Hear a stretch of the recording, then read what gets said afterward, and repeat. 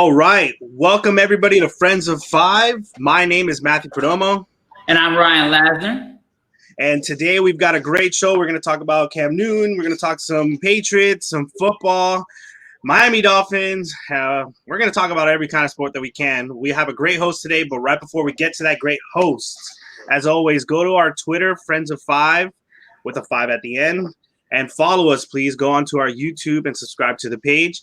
And with that being said, I just want to announce our sponsor for Five Reasons Sports Network. All right. Biscayne Bay Brewing. I got two of the great beers that they've got right now. I got a Marlins one. I need that. It's an official craft beer of the Marlins. And this is their Inter Miami one. You can see the little flamingo. All right. Nice. So make sure you go over there and buy one. You can get all this stuff on Publix, Winn-Dixie's, Total Wines, and more. And with that being said, let's get on with the show. Here we go. All right. So we got Danny Jaillet out of Boston. He's a writer for the Five Reasons Sports Network and has done many things before that. Welcome to our show.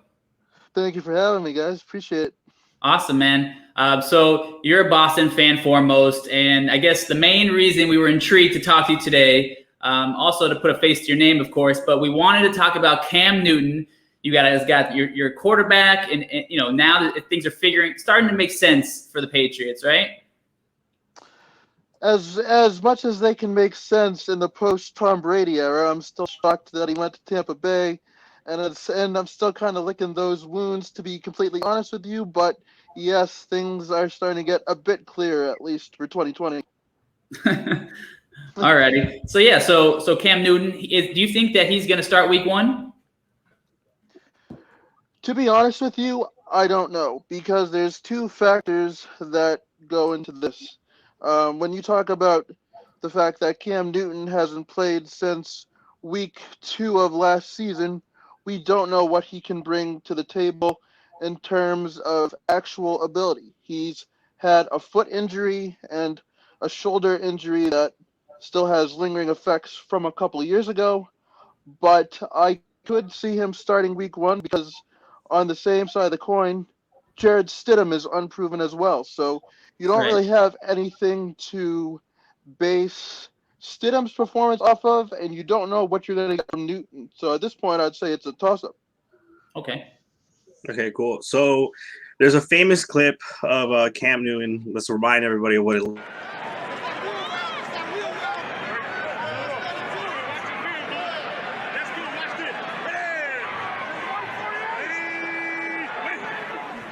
Drops straight back, throws a crossing route, McCaffrey, touchdown, that's big time.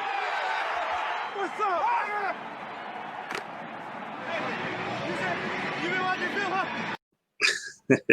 So obviously that's a pretty famous video. We all hear about how fast Newton is and how big he is for a quarterback and the amazing athletic skills that he has, right? How underrated is his football IQ? His football IQ is actually one of the better ones that I've seen in recent memory. He has the ability to make quick decisions on his feet and out of the pocket, and he has the ability to read playbooks and kind of dissect what defenses are doing. Now, I hate to keep referring back to this, but his foot injury, you know, some of that mobility may be lost.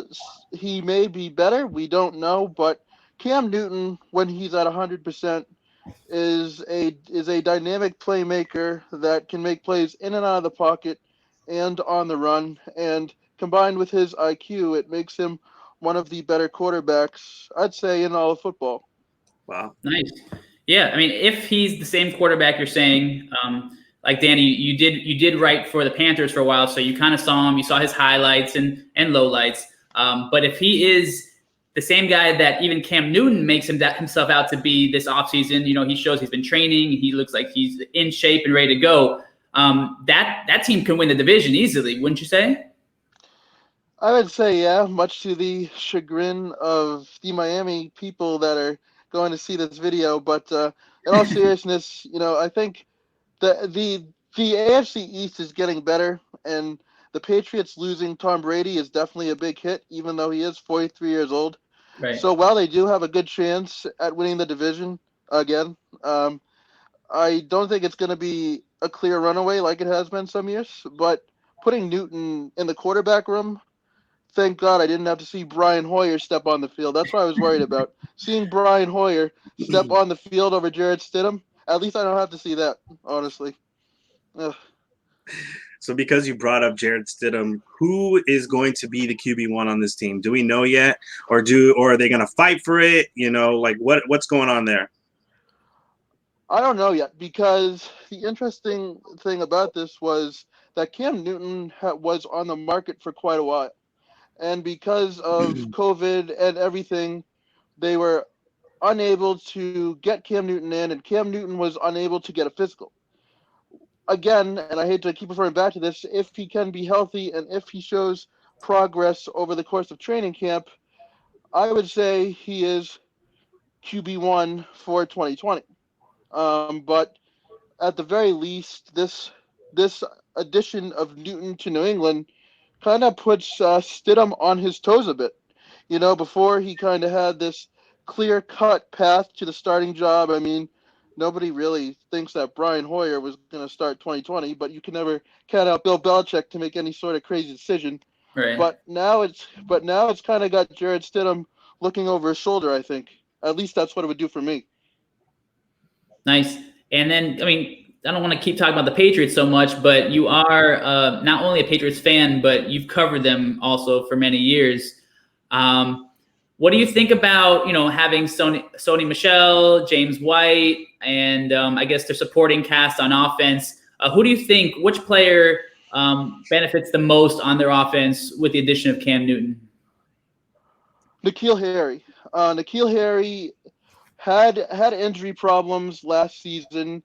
He came back, I believe it was against the Philadelphia Eagles last season, and we got a taste of what he could do. In college, he was a physical, deep threat wide receiver who, could be athletic and make plays.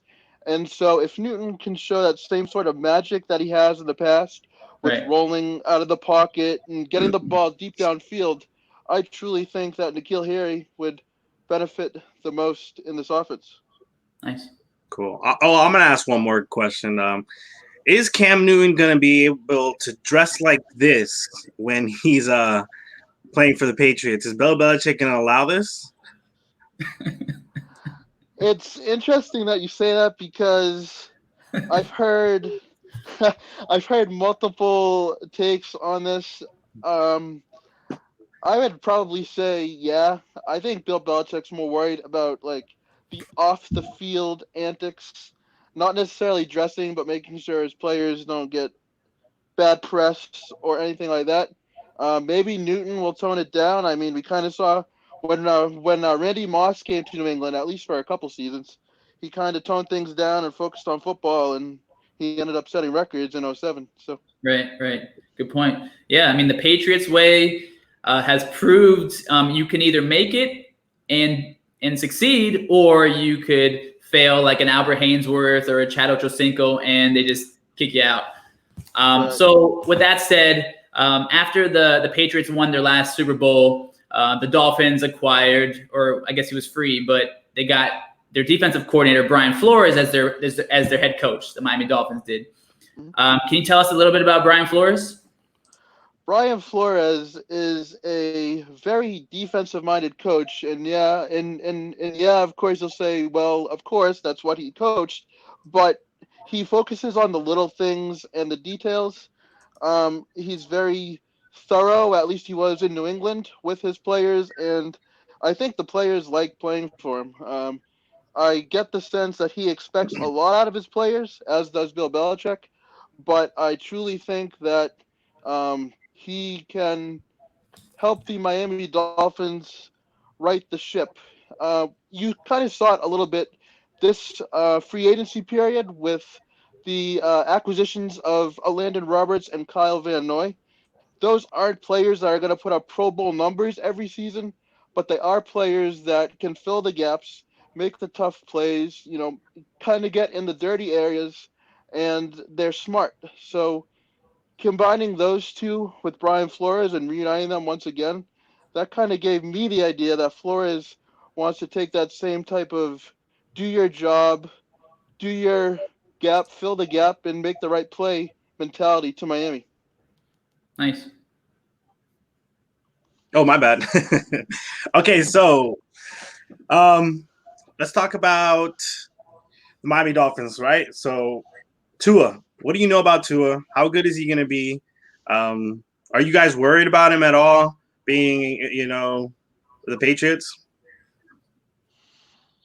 Not right now, no, because Ryan Fitzpatrick has done more damage to us over the years than Tua ever has. But I will he is a very good quarterback, so I do think that we'll be set up for some Jared Stidham Tua battles in the years to come. I think he's a very good quarterback. The only question is, he had a clean bill of health heading into the draft, but I'm wondering if those injuries will pop up again at some point. Even with Cam Newton, mobile running quarterbacks, they don't tend to last particularly long in the NFL. Just look at Robert Griffin III as an example. But I think as long as the Dolphins can protect him, Miami has their quarterback of the future. Nice. And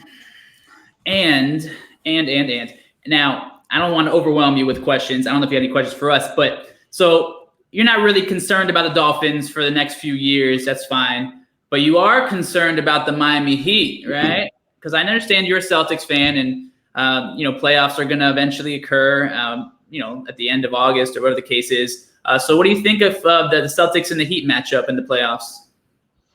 For right now, I think Boston has the edge, but Miami has been very good at adapting to today's NBA. They have a lot of three-point shooters and a big man or big men like Bam, for example, that can play the paint and be a versatile scorer. Um, the game of basketball today is becoming so three-point focused that it's almost like you have to have a roster that is three-point centric with a big man. If the Heat got somebody like Giannis, for example, like they were talking about originally before all this started, then Miami could be a serious threat. They're all really young right now and they have room to grow, but I'm definitely more worried about the Miami Heat than I am the Miami Dolphins. And let me follow up with that. Who do you like on the Miami Heat? Let's see, who do I like on the Miami Heat? Honestly, Duncan Robinson, because he's the least suspecting lethal three-point shooter you've ever seen, and yet he can drain buckets like there's no tomorrow. I like the underdog stories. You know what I mean? The underdog. I could have said like Tyler Hero and stuff like that, and the big shiny new rookie and all that stuff. But Duncan Robinson can get the job done when he needs to get the job done. Uh-oh. Uh-oh. Audio. Seems like we've Well, lost. he was just talking a lot of love about Duncan Robinson, which I'm okay with. I'm okay with it, but I feel like we got some other players that I personally am a little bit more excited for. I'm ready to see what Tyler Hero, what the next step is he going to bring. Bam Adebayo, he finally started being aggressive towards the end of games, so that was really, really exciting. Jimmy Butler, I think we always know what he's going to give, even though he can improve his shooting that we've seen him have before. But I think we know where his ceiling is. But people like Bam Adebayo and Tyler Hero, to me, I don't know what their ceiling is, and that's what I'm more excited to see. Yeah. And also these guys are all affordable, which definitely. also creates. I think bringing in Jimmy Butler, just specifically from a leadership standpoint with this younger group, was a very good move because you heard how his teammates in Philadelphia and Minnesota, he kind of rubbed them the wrong way because he wanted to be 100% all out all the time. I think that's great for this group because it shows them, what life is going to be like in the NBA, and it gets them more ready and more prepared. Right. Yeah. Actually, a question. You guys last year, you guys had a player, Alfred, for the Celtics, right? He actually did really, really well for you guys But when he went to the 76ers, he's not having a really good season. What do you think is the difference from the way that the Celtics used him and the way that the 76ers did? And because he's really having a horrible season, in my opinion. I agree, and I think Brad Stevens knew how to space his big men and use Horford to his strengths. He's a very good mid-range shooter.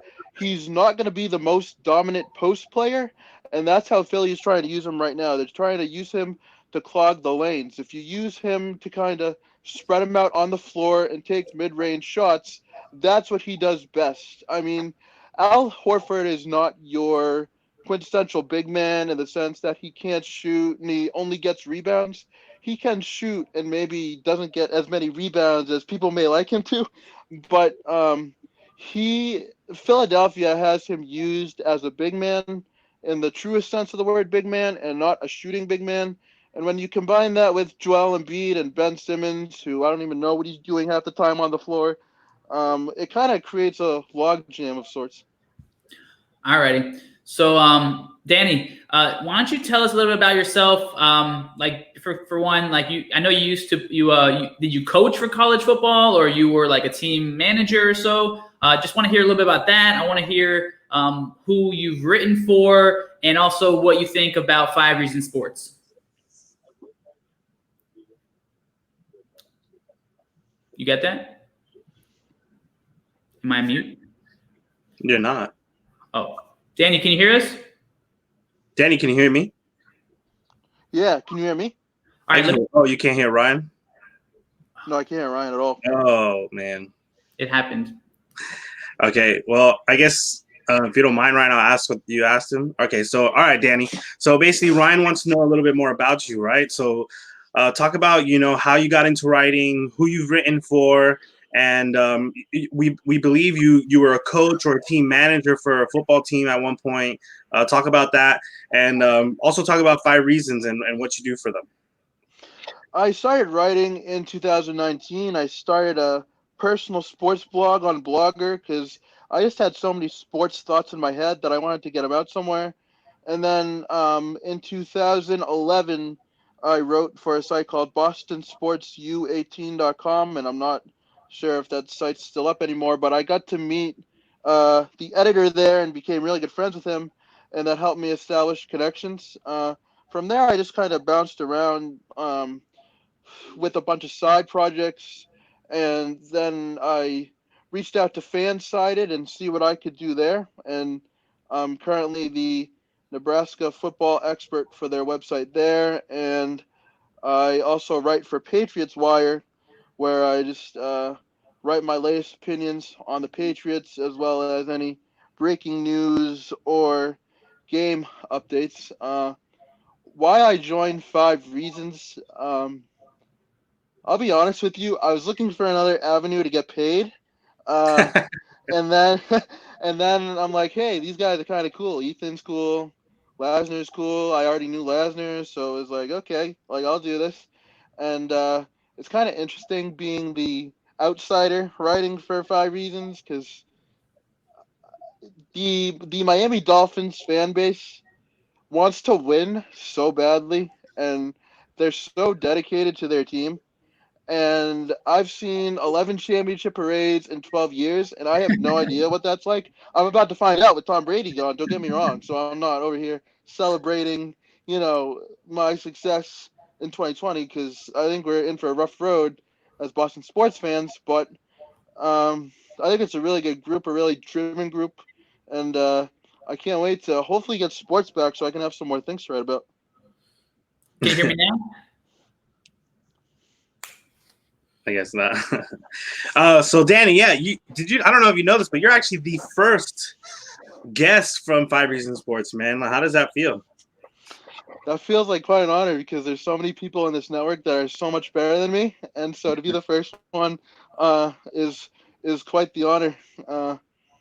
This show in particular has been awesome. I listen to it as often as I can. It's really grown.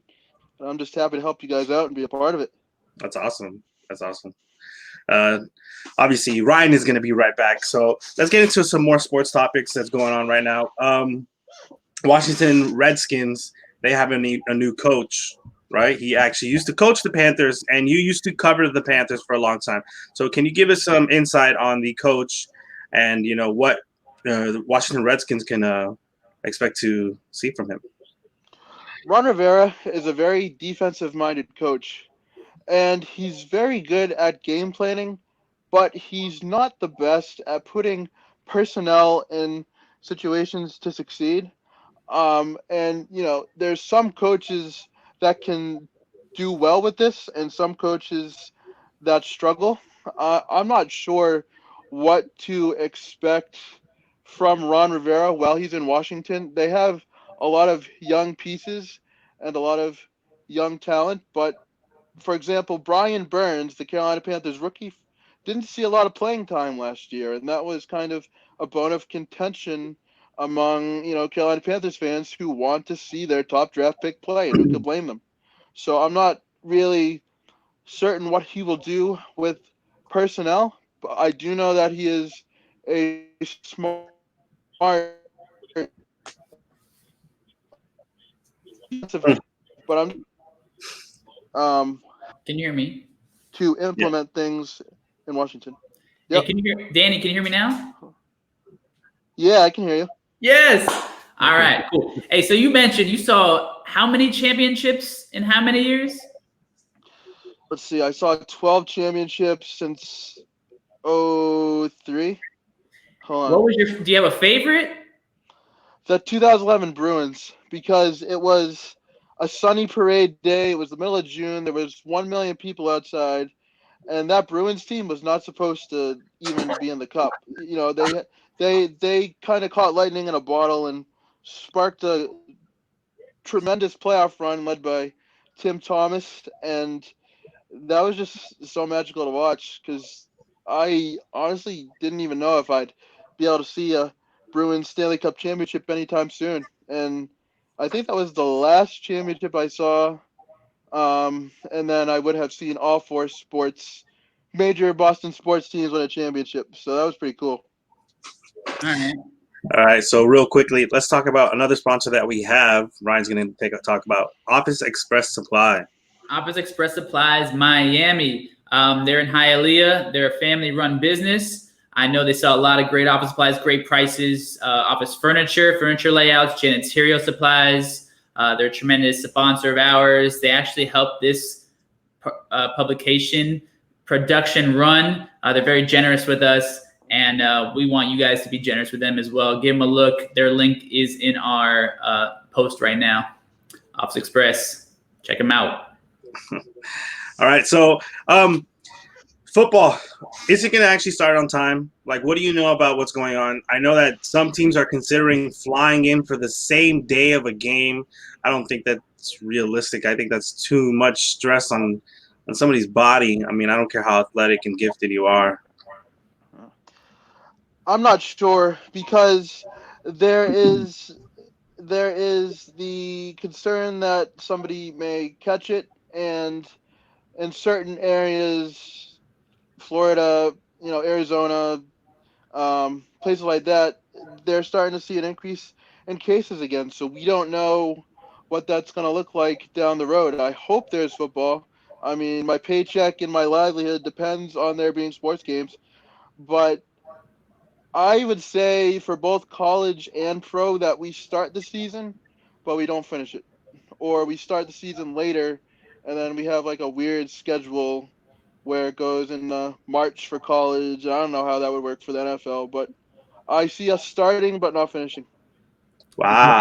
Yeah, hey, that's not crazy because they really want to start, and all the money they make from the start is huge.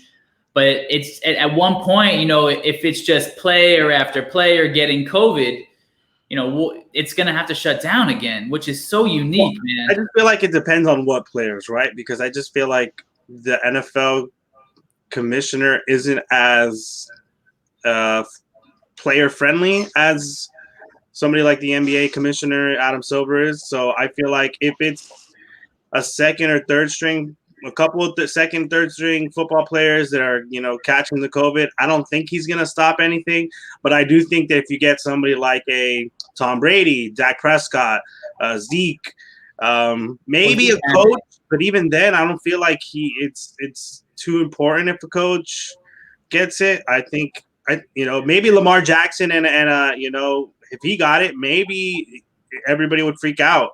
Yeah, because if he had imagine Lamar Jackson having to sit out 3 weeks with COVID, that would be so unique, and I could see that really But it also depends on like how well are they doing, because if they're undefeated and Lamar Jackson gets COVID and he has to sit out for 3 weeks, do you think the NFL commissioner is going to care? Do you think he's going to be like, well, they're going to make it into the playoffs anyways, so let's just keep it going? Can you imagine them missing the playoffs because of it? Well, I mean, I don't know. I don't think the NFL commissioner really cares as much, man. I mean, that's just how I've always felt. We've seen players kneeling and, well, I don't care. Let's just keep doing that. Let's just keep doing football, even though we're going to have kneeling problems every year. We have concussion problems. We had a guy who literally had one of the scariest, hits 2 years ago on the Steelers, where he literally couldn't walk. He had to get carted, and everybody knew how bad it was, and it was like nothing for NFL. Yeah, I don't know. We can't really speculate at this point, but it's crazy. The whole thing's crazy. I will say that for college football, when you think about small towns, or I shouldn't say small, but communities like Lincoln, Nebraska, where their Saturdays and their economy rely on football season, I think you're definitely going to see college teams try to do as best they can, because especially in the small communities and the small college towns, not having a football season could be absolutely devastating to business. So you think that even if some players get it, they would still push to have the game, right? Because I mean, Nebraska is not the only place that's a football town. There's so many. Right. FSU is a football town. Right. UCF football town. Like, there's so many areas just everywhere in the United States that are just football towns that, like you said, they rely on college football to make money. Yeah, it all comes down to the almighty dollar. I mean, if it was just solely about players' health, then I would see them probably cancel. But there's a lot of money to be lost and a lot of money to make by not having or having a season. So, I think they're going to try their best to have a season. When it will be, what it will look like, I don't know. It's anybody's guess, really. Well, everybody's kind of moving on like there's still going to be a season. So have you heard anything about maybe there not being a season or a shortened season, or what do you know about what's going on in the NCAA? I haven't heard anything about there being a shortened season or no season at all. I'll just go back to Nebraska because I cover them. Nebraska has been, for the players that are coming from out of state, meaning not from Nebraska, they've been picking their players up at the airport, getting them a limo driver, instructing them to not use the bathroom at a gas station, drive straight to the hotel, and then just get to their room, and then hopefully stop the spread from other communities and things like that. So it's interesting to see all these teams try to take unique precautions in order to make sure that everything goes smoothly. There hasn't really been a definitive announcement in terms of whether or not we'll have a season. All the media days for each conference, like the Big Ten, SEC, ACC, those were canceled a while ago. So that was really the only big domino to kind of fall so far. And I have a feeling there's going to be a lot of us scrambling, writing stories at the very last minute because there's no season. Well, so we talked about the Celtics, we talked about the Patriots. Baseball season is starting. The Red Sox are not the same team from last year or the years past. Chris Sale, we found out he's going to be on the 60-day disabled list, so he's likely out for the year. Do you think the Red Sox can still sneak into the playoffs? No. because because losing Mookie Betts hurts for the 2020 season. They did get prospects in the long term, so it may help them in the long run. But the Red Sox are cutting costs, which personally angers me to no end because they want me to pay $20 for a watered down beer, but we can't afford Mookie Betts. So there you go. But anyway, I don't see them making it very far. This is very much a rebuilding year. I mean, you got Chris Sale, who's hurt. You have, a very thin starting pitching staff. I mean, you do have Nate Eovaldi, but he's battling with injury too. I Yeah, mean, it's not that great. it's just kind of a bleak outlook this year in comparison to the Yankees, who have Garrett Cole and all the money and blah blah blah blah blah blah. And Giancarlo Stanton. Yeah, but he strikes out more than he actually hits. Nah.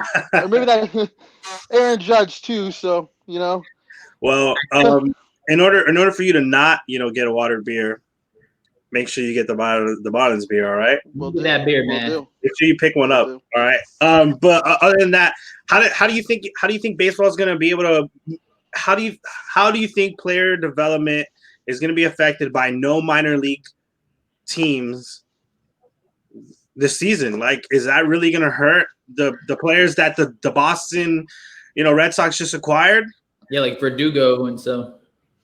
It's a unique situation, and I think we're going to see very much a kind of throw into the fire situation where Verdugo develops with Boston and these prospects develop with the Red Sox. I mean, with no minor league baseball this year, it's going to be interesting to see, exactly what they do with these prospects because, of course, you have the roster limits and things like that. But you're talking about how many prospects they're going to be able to bring up, because how many prospects does a team have? At least 100 prospects. So you're going to say not all 100 are going to be making it into the the major league, right? Maybe 20 prospects, the top 20 prospects, but that still leads 70 prospects that are.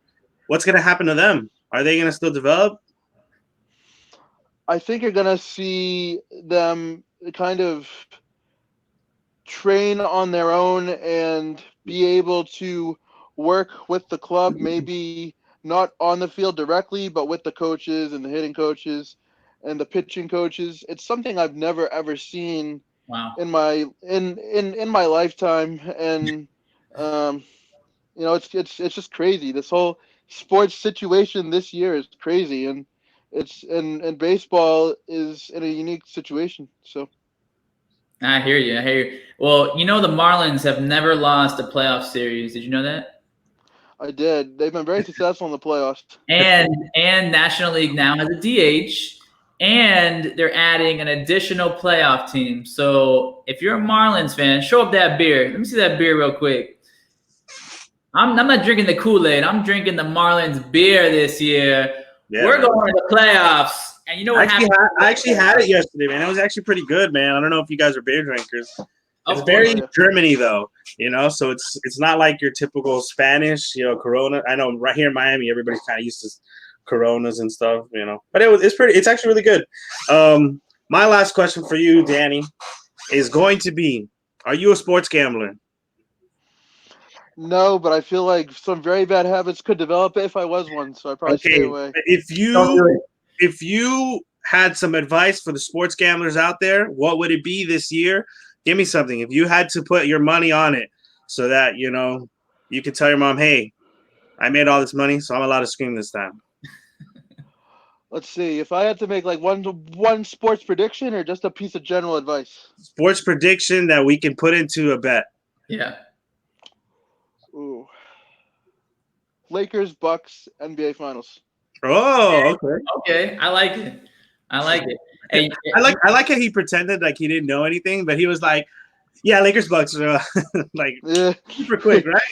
But and you're like a really realist. If you're gonna say the Bucks over the Celtics, I feel like the Celtics are equipped for this year. But that's another story. We'll talk about it another time. My last question to you is: who were your favorite athletes growing up or current? This is going to sound weird being from Boston, but I always really appreciated Derek Jeter and the way he played the game of baseball. Especially when A-Rod came to New York and started whining and doing all this complaining. The fact that Jeter just kind of stood by and continued doing his job of class was just another, tip of the cap to him. And let's see, I'm trying to think. Tom Brady, obviously. David Ortiz. Let's see, I'm trying to think of a Celtic. Paul Pierce, who I know is loved by everybody in this network. What about Olynyk? Who? Kelly Olynyk. No, God, no. The Kelly Olynyk that you guys have now is a little bit better than the Kelly Olynyk that we had. He would have some games where he'd look like the next Dirk Nowitzki, and then other games where he couldn't make a bucket at all. So he was very confusing, especially when you consider that the Celtics could have Giannis instead of Kelly. And hey, I have one more follow up. Yeah. Cam Newton on the Patriots. What does that do for James White, running back for the Patriots?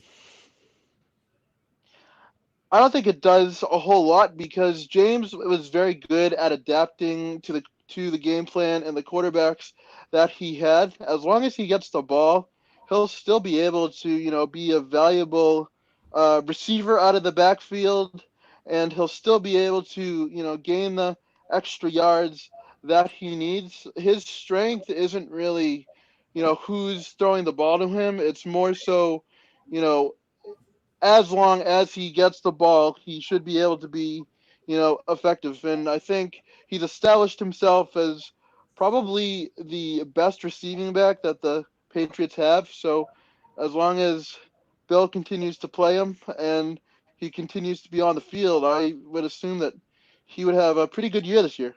Nice. Cool, man. All right, well, thank you, Danny.